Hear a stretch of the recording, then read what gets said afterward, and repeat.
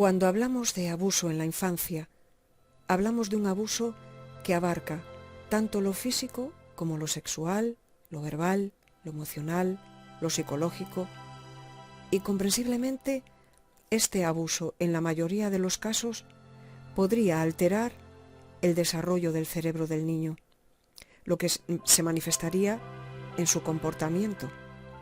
Hay estudios que así lo concluyen, encontrando la estructura que conecta ambos hemisferios del cerebro reducida en un importante tanto por ciento. Y es comprensible porque el machaque al que los hijos convertidos en chivos expiatorios están sometidos desde su tierna infancia modelaría de una u otra forma su esponjoso cerebro, haciendo que no haya un rápido movimiento entre la parte emocional y la parte racional, como ocurre en cerebros de personas sin traumas infantiles. Incluso se quedarían colgados, por así decirlo, en una de las partes o hemisferios, dependiendo de qué pensamientos les sobrevienen.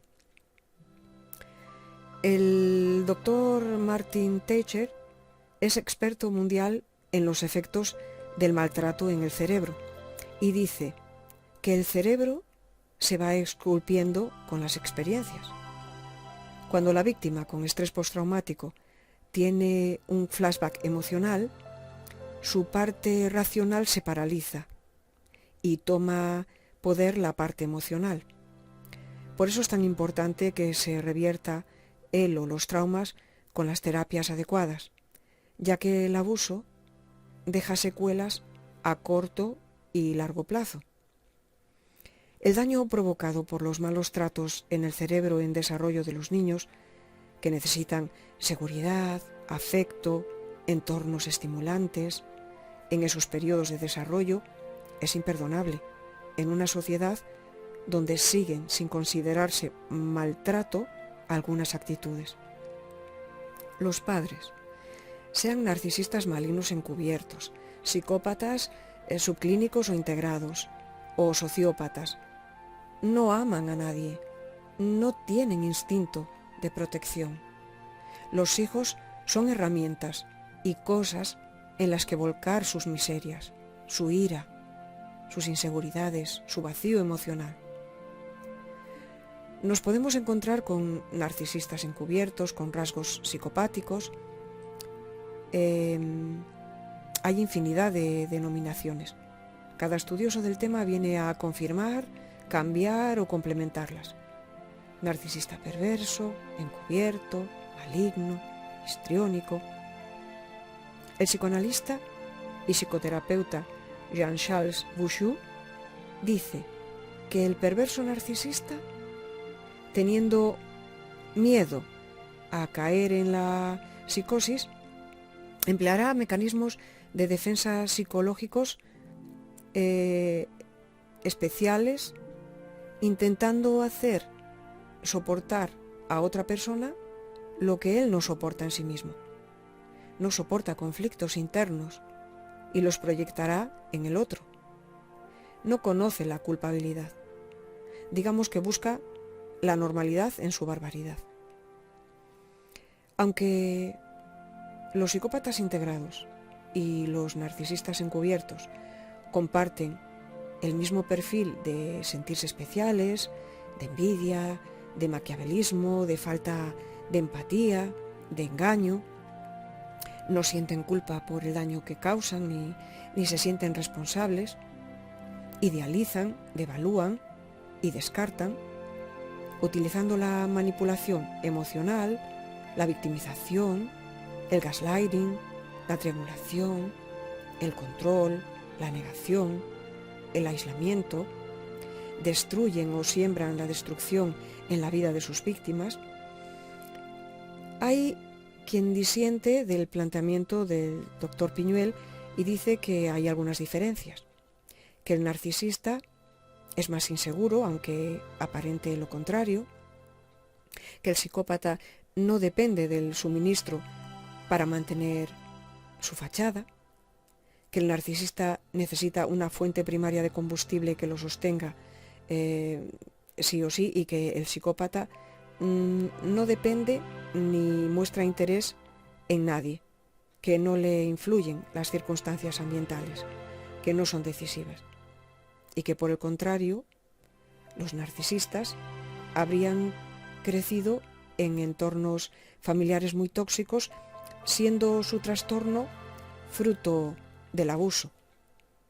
Sea como fuere, lo importante es el padecimiento de las víctimas, en caso de los hijos de estos seres, de víctimas tremendamente inocentes.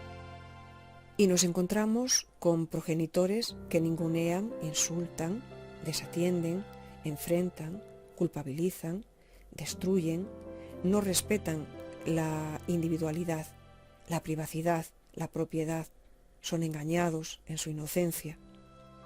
¿Dónde está la diferencia entre el trato de un narcisista maligno y un psicópata integrado hacia sus hijos?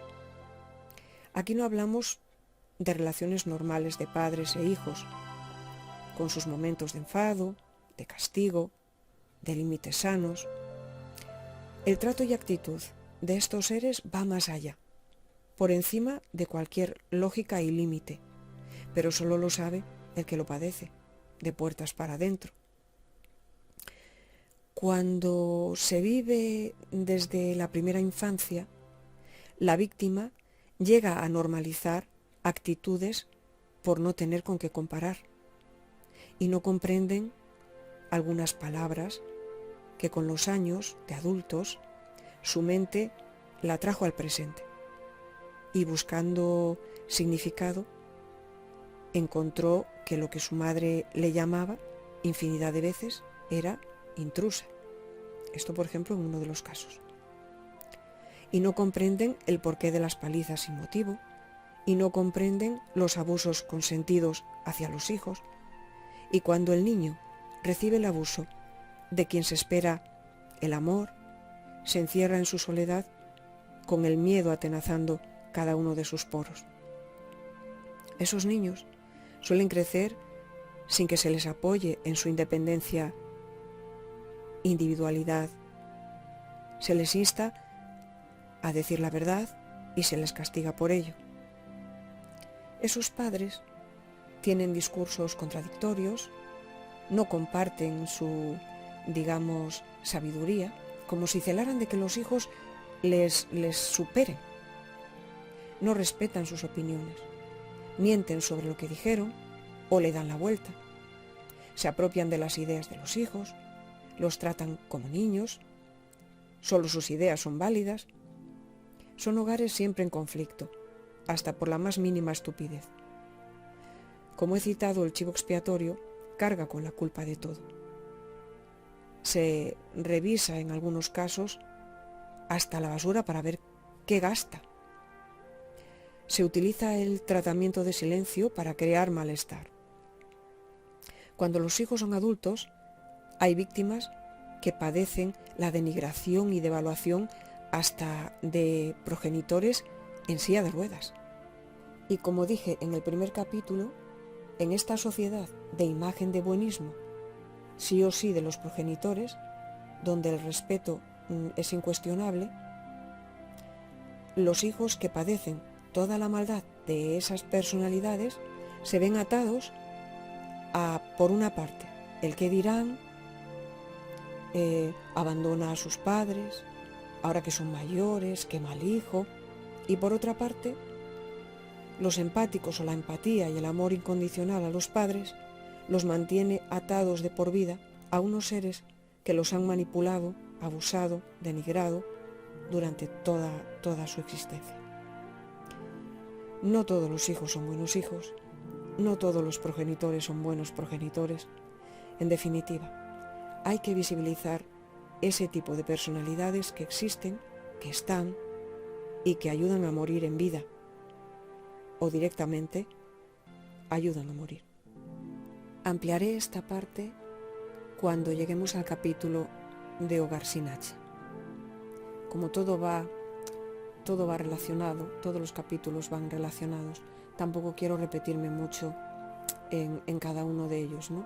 Pero bueno, cuando lleguemos a Hogar sin H, ampliaremos un poquito más y unificaremos todos los conceptos. Nos vemos la próxima semana.